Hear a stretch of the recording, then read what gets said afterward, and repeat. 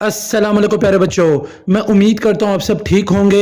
तो प्यारे बच्चों, आज की वीडियो में आपके साथ मैं शेयर करूंगा क्लास 11 इंग्लिश की 2025 की नई किताब, इसका chapter number 2 responsibilities of youth. तो प्यारे बच्चों, इस वीडियो में आपके लिए इस चैप्टर की एक्सरसाइज के क्वेश्चन आंसर्स को एंड कंप्लीट एक्सरसाइज को मैं सॉल्व करूंगा।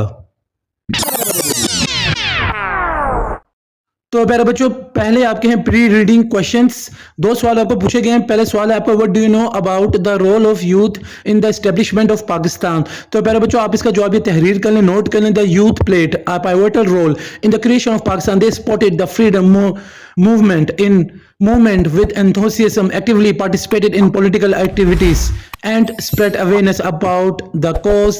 Their energy, sacrifices and dedication greatly contributed to achieving the dream of an independent homeland. दूसरा सवाल है प्री रीडिंग का प्यारे बच्चों आपका, what is the colonial era mind set of seeking only government jobs. तो प्यारे बच्चों, इसका जवाब आप ये नोट कर लें, तहरीर कर लें। जैसे कि आप देख सकते हैं, the colonial era mind set involved viewing government jobs as the highest goal. After education under British rule, the education system was designed mainly to produce clerks and administrators to serve the colonial government, discouraging innovation, entrepreneurship and technical professions among the local population. तो प्यारे बच्चों, जैसे कि आप देख सकते हैं, while reading का सवाल है, what expectation does Quaid-e-Azam have from the youth after independence. तो प्यारे बच्चों, इसका जवाब अभी नोट कर लें। After independence, Quaid-e-Azam expected the youth to be responsible, disciplined and hard working. He urged them to contribute to the building of Pakistan by acquiring technical knowledge, entering diverse professions and working selflessly for the development and unity of the country. तो प्यारे बच्चों, while reading का एक और सवाल है आपका book में है, why does Quaid-e-Azam stress the importance of students staying focused on their studies. तो इसका जवाब नोट कर लें प्यारे बच्चों। Quaid-e-Azam stressed the importance of students focusing on their studies because he believed education was the key to equipping them for the challenges of national development. Only through dedicated learning could students contribute effectively to Pakistan's growth, prosperity and progress. तो प्यारे बच्चों, last question आपका while reading का इस chapter का है, what mindset does Quaid-e-Azam want students to abandon and why. तो इसका आंसर नोट कर लें, तहरीर कर लें। Quaid-e-Azam wanted students to abandon the limited mindset of seeking only government jobs. He encouraged them to explore broader opportunities in fields like commerce, industries and technical education. He believed that relying solely on government employment would hinder both personal success and the nation's economic advancement. तो प्यारे बच्चों, glossary की तरफ चलते हैं। पहला सवाल है वर्ड्स मीनिंग्स का। जैसे कि आप देख सकते हैं प्यारे बच्चों, यहाँ वर्ड्स के मीनिंग आपको काफी डिटेल में इंग्लिश में बताए गए हैं, समझाए गए हैं। अफेक्शन, हैवीनेस, ब्लॉकेड, इसके बाद destined, mentality, miserable, occupation, holocaust, incumbent. तो प्यारे बच्चों, मैंने आपके लिए आसानी की है, मैंने जितने भी वर्ड्स के हैं उनके मीनिंग मैंने आपके लिए उर्दू में लिख दिए ताकि आपको समझने में आसानी हो। जैसे कि आप देख सकते हैं प्यारे बच्चों, अफेक्शन का मतलब मोहब्बत, प्यार, इश्क। हैवीनेस का मतलब है रास्ता, गुजरगा। ब्लॉकेड का मतलब है मुहासरा, नाकाबंदी, बंदिश। इसके बाद प्यारे बच्चों, कंस्ट्रक्टिव का है तामीर के मुतालिक। डिप्लोर का मतलब है अफसोस करना, गम करना। डेस्टिनाइड का मतलब है प्यारे बच्चों आपका मुकद्दर हो चुका, मुकर्रर करना। डिसिप्लिन्ड का मतलब है नज़्म व ज़ब्त, तरबियत, अदब। एक्सप्लॉइट का मतलब प्यारे बच्चों नाजायज तौर पर फायदा उठाना, काम लेना। मेंटालिटी का मतलब है ज़हनियत, ज़हनी सलाहियत। मिजरेबल का मतलब है खस्ता हाल, बदहाल, दुखी। ऑक्यूपेशन का मतलब पेशा, कारोबार, काम। विजिलेंस आपका अगला वर्ड है होशियारी, चौकसी, एहतियात। डिस्करेंट का मतलब है उदास, नाराज। इनकम्बेंट का मतलब है लाजमी, फर्ज, जिम्मेदार। तो प्यारे बच्चों, यहाँ आकर आपके वर्ड्स मीनिंग्स खत्म होते हैं। मैंने उर्दू में आपको बता दिए, समझा दिए सब वर्ड्स के मीनिंग। उम्मीद करता हूं आपने सारे अल्फाज के मानी उर्दू में लिख लिए होंगे। तो प्यारे बच्चों, अगला सवाल आपका reading and critical thinking, answer the following questions. Question answers आपके स्टार्ट होते हैं इस चैप्टर के। सवाल नंबर क्वेश्चन नंबर 1 आपका, what major challenges did Pakistan face immediately after the independence as highlighted by Quaid-e-Azam. तो इसका आंसर नोट कर लें प्यारे बच्चों। जैसे कि आप देख सकते हैं, Pakistan faced several challenges right after independence including mass migration, brutal killings during partition, the massive refugee crisis, denial of its rightful share of financial and military resources by India, and the imposition of an economic blockade. Despite these hardships, Pakistan survived and emerged stronger. Question number 2 प्यारे बच्चों आपका है इस chapter का, according to the Quaid-e-Azam what is the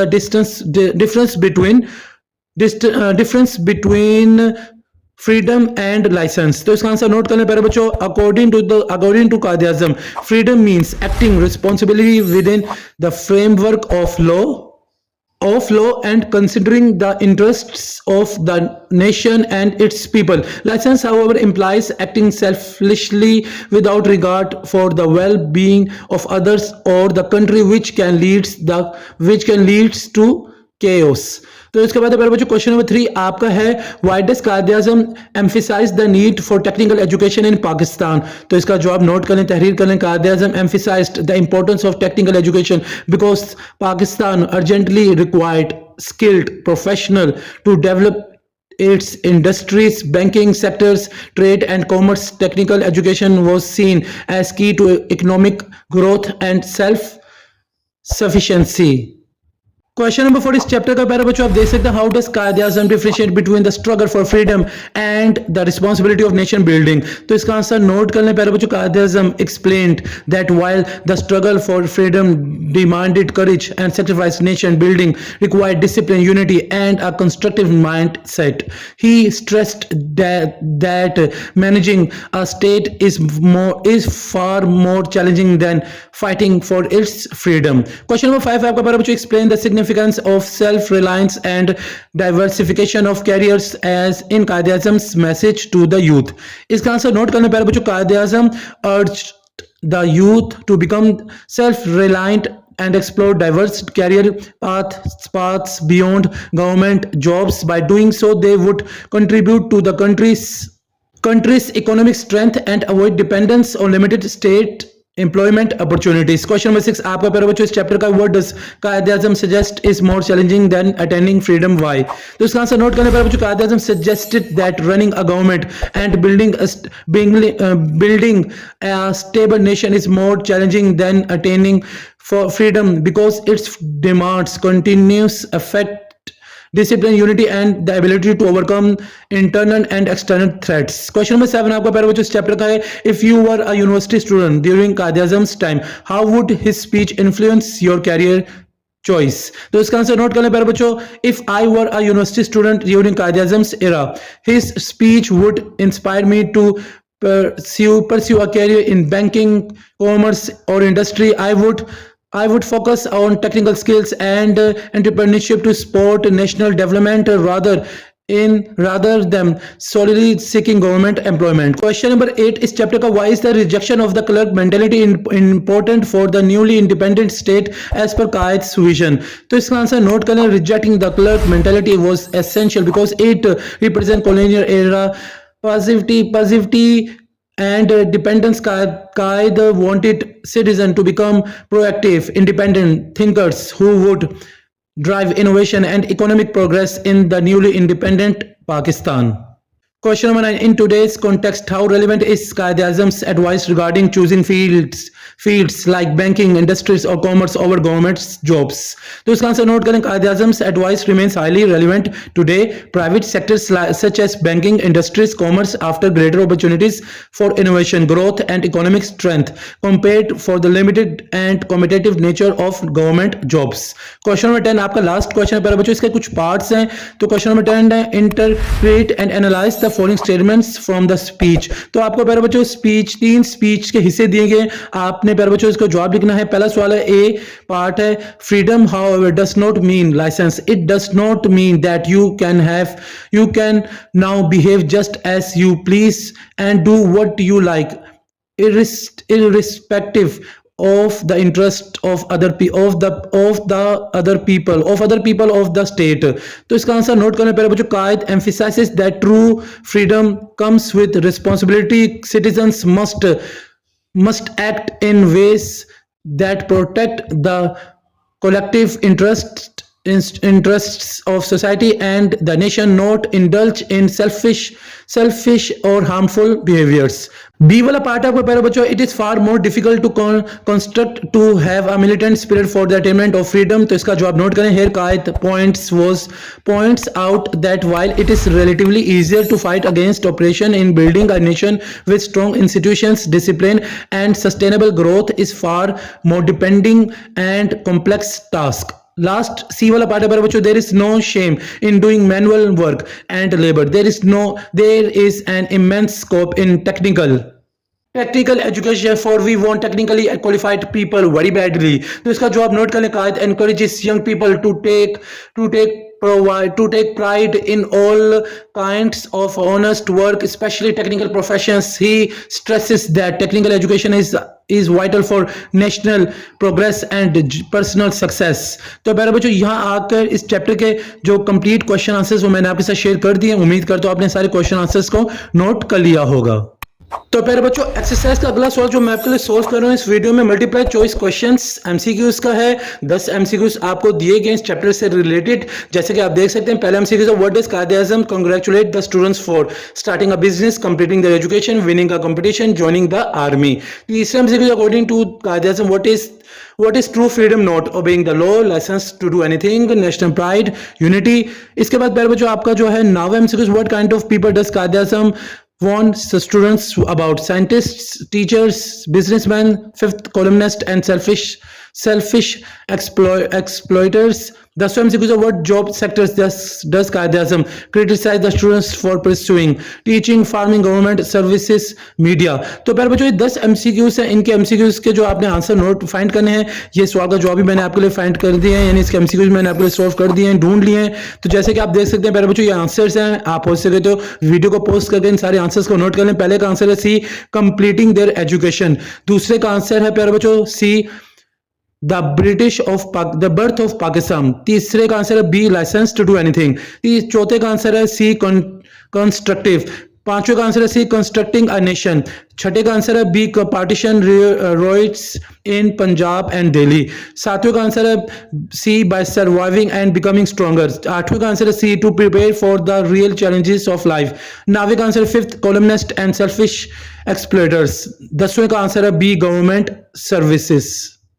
अगला सवाल जो exercise का आपके लिए मैं सॉल्व कर रहा हूं प्यारे बच्चों, वर्ड पैटर्न के नीचे है A, fill in the blanks using the correct form of the words in the brackets. 5 sentences आपको दिए गए हैं, हर सेंटेंस में 3 ऑप्शंस भी हैं और एक ब्लैंक है। पहला सेंटेंस है, Quaid-e-Azam emphasized the need for a dash and united nation, disciplinary.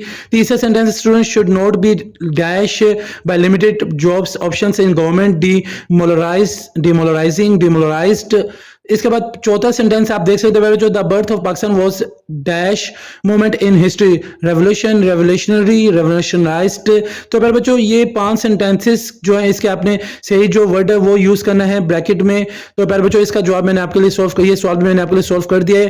तो जैसे कि आप देख सकते हैं प्यारे बच्चों, पहले जो ब्लैंक है उसका आंसर है प्यारे बच्चों डिसिप्लिन, दूसरे का इकोनॉमिक, दूसरे का डिमोरलाइज्ड, चौथे का आंसर रेवोल्यूशनरी और पांचवें का आंसर प्यारे बच्चों आपका विजिलेंट। तो इस तरीके से प्यारे बच्चों आपको ये सवाल जिसमें आपको 3 एमसीक्यूज आपको 5 सेंटेंसेस दिए गए थे और आपने हर सेंटेंसेस में 3 ऑप्शंस दिए गए थे, आपको सही वर्ड चूज करना था, ये भी मैंने आपके लिए सॉल्व कर दिया है। अगला सवाल है प्यारे बच्चों आपका बी, यूज अ डिक्शनरी और source to explore the following aspects of words meaning, part of speech, synonyms, antonyms. तो वर्ड्स है इनकम्बेंट, इम्प्लीकेशन, प्रीडेसर। इसके बाद बच्चों आपका फॉर्टेड, रिहेबिलिटेशन। तो प्यारे बच्चों आपने इसके मीनिंग्स बताने, पार्ट ऑफ स्पीच बताने, सिनोनिम्स बताने, एंटोनिम्स बताने। तो ये सवाल भी मैंने आपके लिए सॉल्व कर दिया प्यारे बच्चों। पहले वर्ड की तरफ चलते हैं, इनकम्बेंट। तो पहला वर्ड है प्यारे बच्चों आपका इनकम्बेंट, जिसका मतलब नेसेसरी, एज ए ड्यूटी और रिस्पॉन्सिबिलिटी। इसका सिनोनिम से प्यारे बच्चों ऑब्लिगेटरी, बाइंडिंग। एंटोनियम है इसका प्यारे बच्चों, एंटोनियम से इसका ऑप्शनल, वॉलंटरी। नेक्स्ट वर्ड है प्यारे बच्चों इम्प्लीकेशन। इम्प्लीकेशंस का प्यारे बच्चों मीनिंग है पॉसिबल इफेक्ट्स और रिजल्ट ऑफ एन एक्शन और डिसीजन। सिनोनिम्स इसका सीक्वेंसेस, एफर्ट। एंटोनिम्स इसका कॉसेस और ओरिजिन्स। अगला वर्ड है प्यारे बच्चों आपका प्रीडेसेसर्स। तो इसका मीनिंग है people who held a position before someone else. Synonyms इसका एंसेटर्स है। एंटोनिम्स इसका सक्सेसर्स है। फार्टेड है प्यारे बच्चों अगला वर्ड है, मीनिंग है प्रिवेंटेड फ्रॉम सक्सीडिंग। सिनोनिम्स है ब्लॉकेट, इसका बाद है foiled, hindered, antonyms है aided, helped, facilitated, rehabilitation last word है प्यारे बच्चों आपका, जिसका मीनिंग है the art of restoring someone to health और नॉर्मल लाइफ। सिनोनिम्स है रिकवरी, रिस्टोरेशन। एंटोनिम्स इसका प्यारे बच्चों डैमेज, हार्म, नेग्लेक्ट। सी वाला पार्ट है right sentences using the above given words in your own notebooks. तो आपको जो ऊपर वर्ड्स बताए गए प्यारे बच्चों, इन इम्प्लीकेशंस, प्रीडेसेसर्स, रिहेबिलिटेशन, इनकम्बेंट, तो आपने इनको सेंटेंसेस में यूज करना है। तो प्यारे बच्चों ये भी सवाल मैंने आपके लिए सॉल्व कर दिया, सेंटेंसेस मैंने आपके लिए बना दिए, इजी सेंटेंसेस बनाए। तो जैसे कि आप देख सकते हैं प्यारे बच्चों, पहला वर्ड आपका incumbent, it is incumbent upon every citizen to follow the law.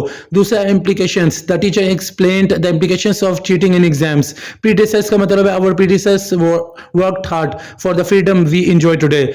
Fought the police fought the plan of the robbers in time. Rehabilitation after the floods. The government focused on the rehabilitation of the affected people. इस तरीके से प्यारे बच्चों आपका word sentences वाला सवाल भी यहाँ कंप्लीट हो जाता है। एक्सरसाइज का अगला सवाल जो मैं आपके लिए सॉल्व कर रहा हूं एक्टिविटी में, जैसे कि आपको एक बॉक्स नजर आ रहा है प्यारे बच्चों, fill in the blanks with gerund and infinitive और अ पार्टिसिपल। आपको 8 ब्लैंक्स आपको दिए गए हैं। हर ब्लैंक्स में आपको प्यारे बच्चों 3 ऑप्शंस भी दिए गए हैं। पहला ब्लैंक्स है प्यारे बच्चों, I enjoy dash to playing football after school. दूसरा है he hopes dash to winning the match tomorrow. इसी तरीके से पांचवा सेंटेंस है डैश ब्रैकेट में है reading to read books is one of her favourite hobbies. सातवां सेंटेंस है she avoided dash to talk about the incident. आठवां सेंटेंस है डैश ब्रैकेट में to finding found a solution to the problem was not easy. तो प्यारे बच्चों ये जो सवाल है जिसमें आपने बताना है जेरेंट इन्फिनेटिव पार्टिसिपल, जो सेंटेंस के हिसाब से आपने वर्ड यूज करना है प्यारे बच्चों, तो ये भी मैंने आपके लिए सोल्व कर दिया है। जैसे कि आप देख सकते हैं ये इसके आंसर्स हैं। हो सके तो वीडियो को यहाँ पोस्ट करके आप इन 8 के 8 ब्लैंक्स के आंसर्स नोट कर लें। पहले का आंसर है प्ले, ये जेरेंट है। दूसरे का टू विन इन्फिनेटिव। तीसरे का आंसर है हैविंग फिनिश्ड, ये पार्टिसिपल है। चौथे का आंसर है टू टेक इन्फिनेटिव। पांचवें का आंसर है रीडिंग जेरेंट। छठे का आंसर है रनिंग पार्टिसिपल। सातवें का आंसर है टॉकिंग जेरेंट। आठवें का आंसर है फाइंडिंग जेरेंट। इस तरीके से प्यारे बच्चों आपका ये सवाल भी यहाँ सोल्व हो जाता है। Question number 2, write sentences using a mix of gerunds, infinitives and participle in your notebooks. तो प्यारे बच्चों ये जो क्वेश्चन नंबर 2 है आपने बताना है इसमें सेंटेंसेस बन mix of gerunds, infinitives and participle. तो प्यारे बच्चों ये सवाल भी मैंने आपके लिए सॉल्व कर दिया, सेंटेंसेस मैंने आपके लिए बना दिए हैं। जैसे कि आप देख सकते हैं पहला है सेंटेंस रीडिंग, अंडरलाइन है before bed helps me relax, ये जेरेंट आपका रीडिंग है। दूसरा शी प्लान्स टू ट्रैवल आपका इन्फिनेटिव है टू यूरोप नेक्स्ट समर। तीसरा है having studied all night be finally felt ready for the exam. Participle आपका हैविंग स्टडीड है। They avoided discussing the topic in public, gerund आपका discussing है। To finish the project on time work all weekend, infinitive है to finish है। Last sentence है वॉकिंग, 6वां sentence है walking through the forest we heard birds singing. आपका यहाँ जो प्यारे बच्चों वर्ड है वॉकिंग, ये पार्टिसिपल है। इस तरीके से प्यारे बच्चों आपका ये जो क्वेश्चन नंबर 2 था सेंटेंसेस जिसमें आपने बनाए थे मिक्स सेंटेंसेस बनाए थे जेरेंट्स के, इन्फिनेटिव्स के, पार्टिसिपल्स के, ये भी यहाँ कंप्लीट हो जाता है। तो प्यारे बच्चों इधर आकर आपके चैप्टर नंबर 2 की एक्सरसाइज कंप्लीट हो जाती है। उम्मीद करता हूं आपने सारे क्वेश्चंस के आंसर नोट कर लिए होंगे और एक्सरसाइज के बाकी सवाल भी आपने नोट कर लिए होंगे। और मैं ये भी उम्मीद करता हूं प्यारे बच्चों आपको आज की वीडियो बहुत ही पसंद आई होगी। अगर आपको आज की वीडियो पसंद आई तो आप इसे लाइक करें, मेरे चैनल को सब्सक्राइब करें, हो सके इस वीडियो को ज्यादा से ज्यादा अपने दोस्तों के साथ शेयर भी कर दें ताकि सबका फायदा हो जाए। मुझे सर हसन शबीर को इजाजत दें, अपनी दुआ में मुझे याद रखिएगा। जज़ाकल्लाह।